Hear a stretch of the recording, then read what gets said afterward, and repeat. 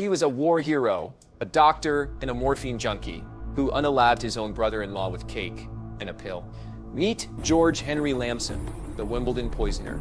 Born into a prominent American family, Lamson's life seemed promising. At 19, he fought in the Franco-Prussian War with the French Ambulance Corps during the brutal 1871 siege of Paris. So heroic, he earned the Legion of Honor. Before that, he'd volunteered as a surgeon in Romania and Serbia, picking up multiple medals along the way. Back in England, Lamson married Kate John, who came from a wealthy family.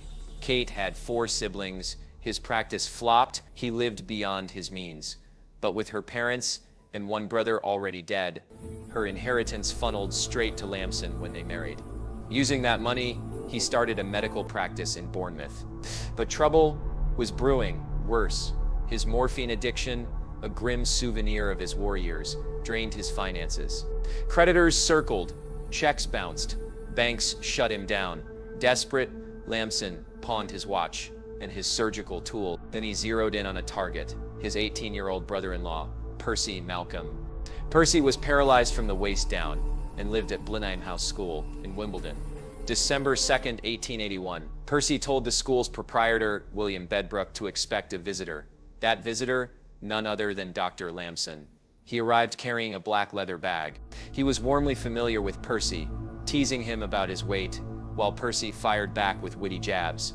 Lamson pulled out a Dundee cake and sweets, slicing and sharing as they chatted. Then, in a clever move, Lamson showed Bedbrook 2 boxes of capsules he'd brought from America.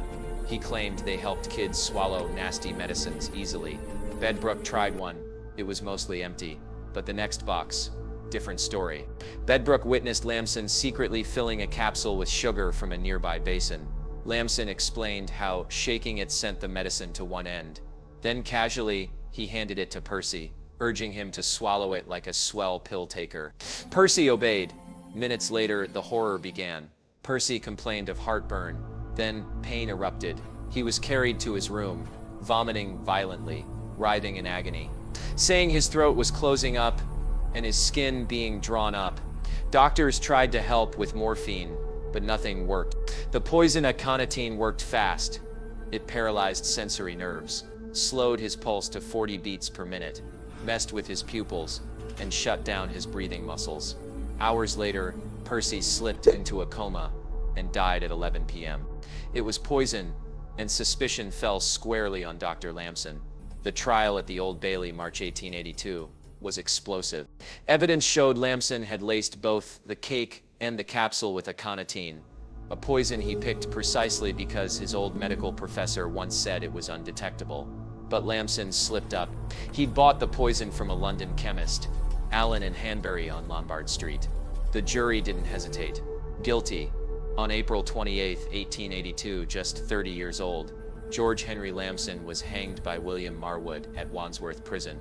The Wimbledon Poisoner's desperate greed, addiction, and cold calculation ended in a grim execution, a chilling reminder of how far some will go to feed their vices and their debts. So what's the lesson learned from today's story? Even the brightest heroes can fall when greed and addiction take control. No amount of honor or skill can save you from the consequences. Remember to subscribe, share, and hit the follow button for more interesting stories like this.